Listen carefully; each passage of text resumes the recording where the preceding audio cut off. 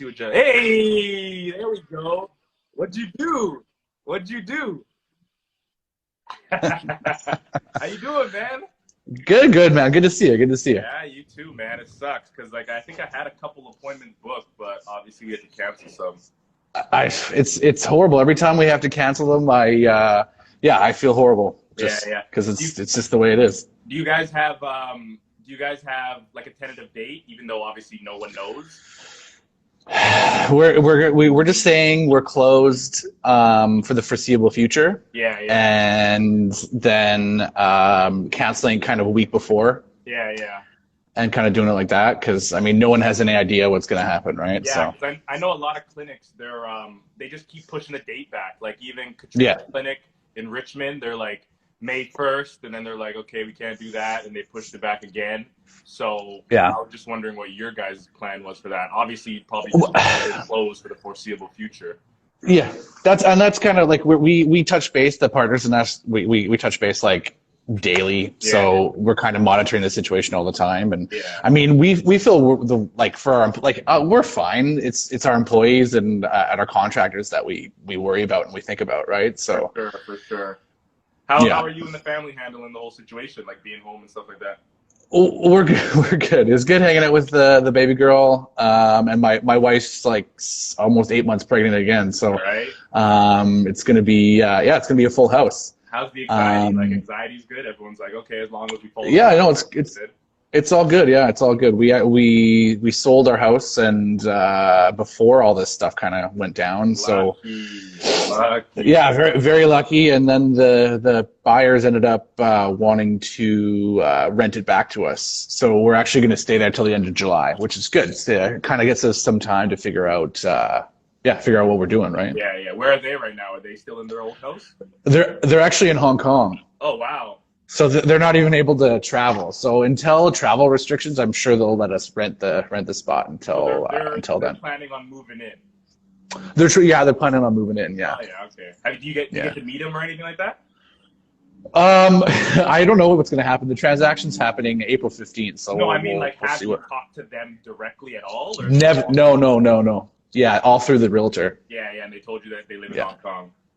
Yeah. That's crazy. Okay, Yeah, so that's crazy. I wanted to start off just like a 5-minute talk about you. Just like if you were to be like, I didn't know who Now you you're were, glitching. 5-minute highlight, like from when you were a kid or when you were born, where you grew up to where you went to school for your degree to et cetera, where you ended up practicing. Like you told me you're in Rio and stuff like that.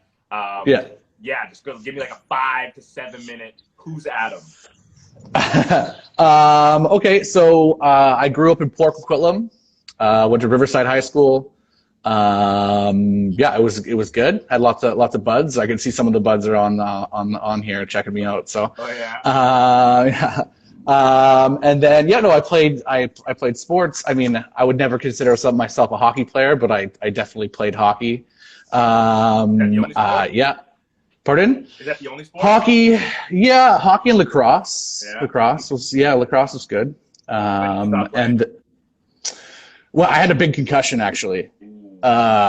So concussion injuries are serious. Yeah. When I was like 16, developmentally it was super serious, right? So it changed things, and it affected me for definitely like 2-3 years for sure. Yeah, I got a couple bad concussions from football, and they're like I've had a Yeah. concussion, and I had the whole like lights were kind of sensitive and stuff like that. But like Yeah. one of my buddies had to stay in for like months after his. Like he couldn't be in light for months. I probably should have been doing stuff like that, but Yeah, I mean, the research was not quite where it is now. So yeah, I don't know. It was it was. I mean, I should have probably done more. I wanted to be healthy, right? You like, and that's where you fight. You fight with it, right? You want to be okay, right? So yeah, it was hard. It was hard. And that was at 16. That was at 16. Yeah. How old are you now? 33. Oh yeah, okay. So like, okay, that was a while ago then.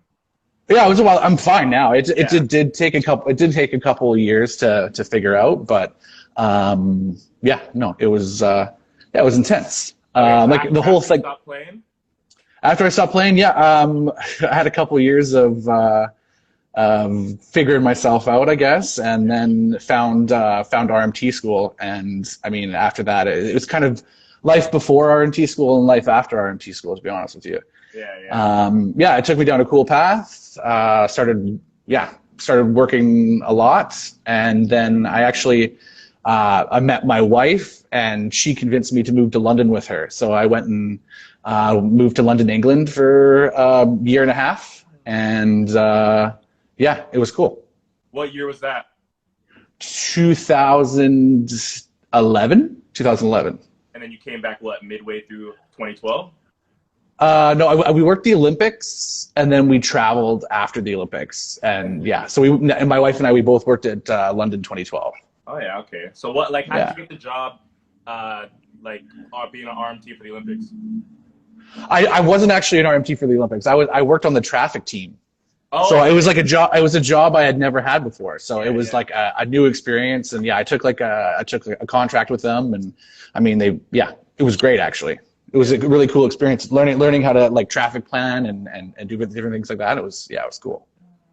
So like once you moved back in 2013? Yeah. To London or to BC? No, to BC. Yeah. Oh, yeah, back okay. to BC. So you went from Rio to BC? Yeah. Oh yeah, so you've been here for what, 6 years now? 7 years? 7 years. Yeah, the business opened a couple years ago. I started teaching at WCCMT and Langara College. Yeah. I did a couple years of that, and yeah, it was awesome. Yeah, the teaching was really cool. It opened up a lot of. I've actually hired a lot of my students that I taught at WCCMT. You know what's funny? Amanda, one of our friends, Amanda, she goes to. Yeah.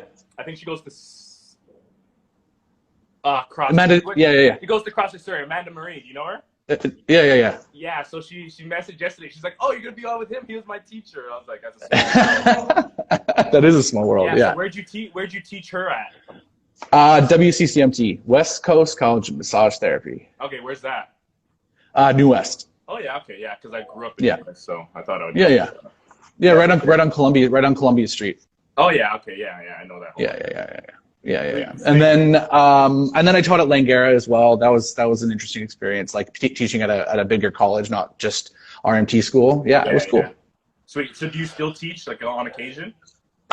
They've asked me to come back. I've gone to the school to do a couple of career days, and I don't know. The teaching is just it's a lot of work. For sure. And it's a lot of like preparation and stuff, and it's just it's hard to get back into that, especially when you have the business going, and now I got a family going, and definitely it's it's hard. I keep reading it. How'd you get the nickname Deuce? I was the first one of all my friends to hit 200 pounds. Yeah. They're like, you're a deuce, and and then I just took off. So some teachers in. About 16. About 16. Yeah. And then, yes, I think some teachers at Riverside still only know me as Deuce. So yeah, but since I want to get a little bit in depth more with the fasting. So you still fast? Yeah. The fasting's awesome. Yeah. I had some digestion. Explain when you started, how much you've lost. Like that's what I want to know. Yeah, so I started, I don't know, like when I first started reading about it was like 2018. Yeah. And I mean, I had some digestive problems that I was trying to deal with, seeing naturopaths, seeing the doctors, and they weren't doing anything. Yeah. And I mean, I was just like, I'm going to try it, see what it's like. And yeah, eating between 1 p.m. and 9 p.m. usually. Oh yeah. Okay. And I was doing it hard for probably 6-8 months. Yeah. And I mean, your body just responds to it really well. Like I remember playing squash, which is my new sport. And just like having like so much more energy. Yeah. Because you start burning those fats, right? For sure. And you start, it's awesome. Yeah. Yeah. No, when I was talking to you, I tried it before. Like I've tried it a couple times. Like I've gone like 3 months doing it, and then like 2 months doing it, and so on and so forth. But every time I do it, I love it. Like you feel so good. But then you feel so good. It's so hard because like you want to go out late and eat and drink. Yeah. So that kind of messes it up. Or if you're training hard or working all day, waiting till 1 o'clock to eat is like, It's so hard. Yeah. Even so though hard for sure. You get used to it a little bit, but some you do. days are you like, do. I need to eat something, man. Definitely. Yeah. So well, now the issue is like I like to get up in the morning and feed the baby some breakfast, and then I might as well eat as well, or like it's tough now just because you got to eat when you can, right? With a child around. Definitely. That's sweet. So are you still like after this whole quarantine, because it's so tough because you're in the house all the time, but do you plan to get back at it? Oh yeah, for sure. It just feels so much better afterwards. For sure. When you're doing it for a while. Pardon? How much weight did you end up losing? I think it was like 40 pounds, like the first the first time. Yeah, I was like 260, 270 to like 230, 220, somewhere in there. That I kind of live around 240 now. Yeah. That's where. When you did it, did you change your diet also, or was it just strictly like I still ate what I wanted, but it was just in that window? Yeah, I didn't really change what I ate at all. I mean, generally as life goes on, I've been eating way better. Like when you're eating with a family, you kind of like you have your salad, you're not going out and eating crap. You're not going out to restaurants all the time. Exactly. It's easier when you have the baby and the wife around and you make a meal for 3. So you're generally eating a little bit better, and you're probably eating a little less as well. Of course, yeah. It's hard to squeeze that full day into 8 hours, so your calorie count must be less. Yeah, for sure. It has to be. Yeah. So no, it's something I'm gonna revisit when this whole thing's over, and just because it feels so good. Yeah, I like just walking around, exercising. I have like my cardio was better. For sure. Like, well, it takes the inflammation away, right? And I think organs work better, and your brain works better, and I think there's like every time someone tries to try something new, I feel like people have like a stigma against it, like, oh, it's just a fad diet. But it's like everyone's body's so different that like if you don't try different things, you never know what's gonna be for you, really. It can't be a generalized thing, right? It has to be it's not a cookie cutter. Exactly. Everyone's different. Yeah. That's the most frustrating part, is that people think it is, and then they like get on people for trying new things. I'm always like, I don't know if diets work, but if you want to try keto, try it. It may be good for you. Yeah. You want to try intermittent fasting, try it. You want to try paleo, try it. You want to try sushi diet or whatever they got, try it. Try it. Yeah. Try it. It might work.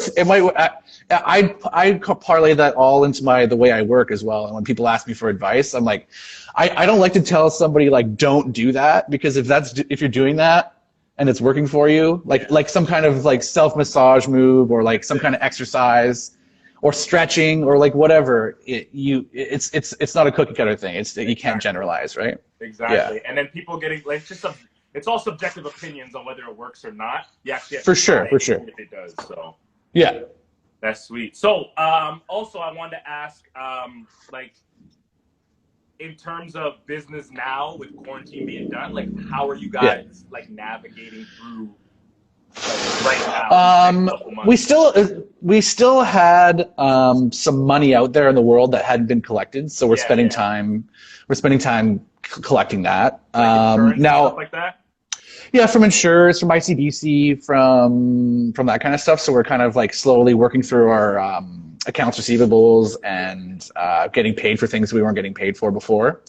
And I mean, this is definitely a good opportunity to feel out that and make sure we collect everything that we can, because I mean, that's we have the time to do that kind of stuff now, right? Exactly. Like you always had revenue coming in, so revenue that wasn't there, you didn't really have to worry about. But now that there's zero coming in, it's like exactly I'm owed, you know? Exactly. So do some of you guys do like telehealth or anything like that? Yeah. So the physios have been doing some telehealth. The kinesiologist Vanya is working hard. She's doing awesome. So she's seeing people every day, and so if you want to get on some of that, that's good stuff. Definitely. Because I think Katrina's doing some of that with her physio. Is she? Good. Yeah, she's good. Trying to focus on that the best she can. Yeah. It's it's not as tough if people have the equipment and some of the rehab stuff. But if people don't have anything, then it kind of gets a little tough, where it's like, okay, it's hard. come to the gym where you can borrow the stuff, take whatever you need, take it home, borrow it forever long. So at least any rehab, mobilization stuff you can do in your living room, whatever.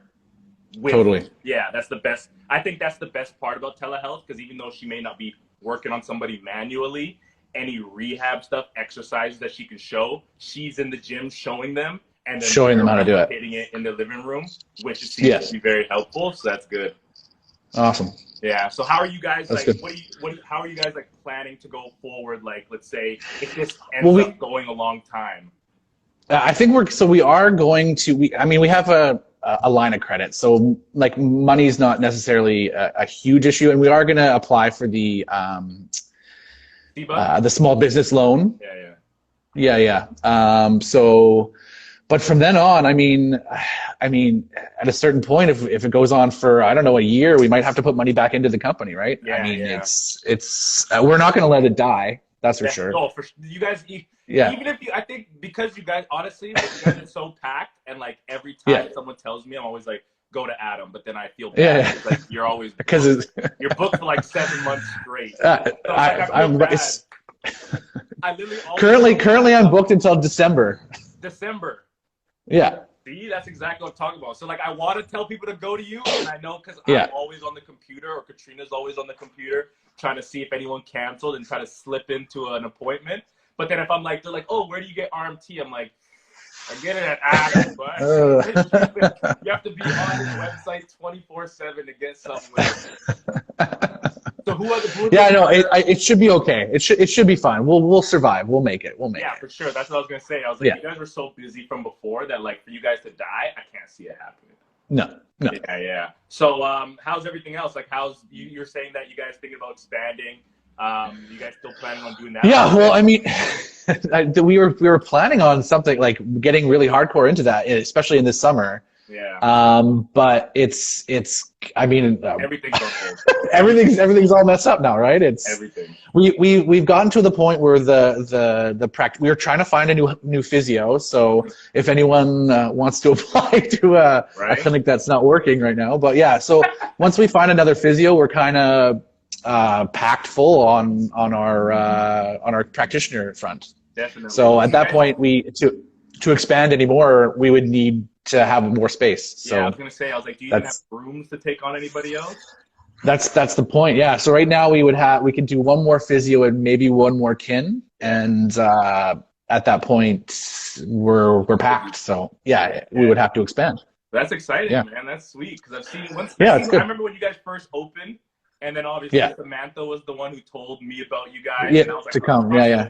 It's across the street from the old gym. I'll check them out. And then I was like, I'm good. You guys beat me up good, but I feel good after, which is dope. Yeah, that's awesome.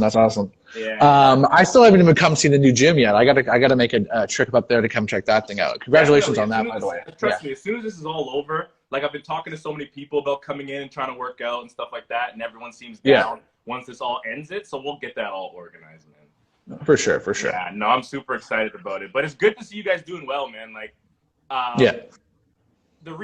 wanted to sit down with you, and then obviously if Vanya was able to, but I wanted to because you guys were doing so well, and you guys were kind of the owners that I saw me and Katrina being, as in like client focused and stuff like that, and more so like how do we make things better as opposed to just like surviving, like how do we expand, how do we build a community, and how do we make people's experience with us better? Because like as lame as it sounds, like for some people to spend the type of money that they do on their health, for them to choose me or for them to choose you, it's like honestly like we're very lucky because I know gyms that are like slowly dying, or Katrina knows physiotherapists who are like completely like they're not booked at all, like they only book like 2-3 days, and then after 2-3 days they're done, right? So they're done.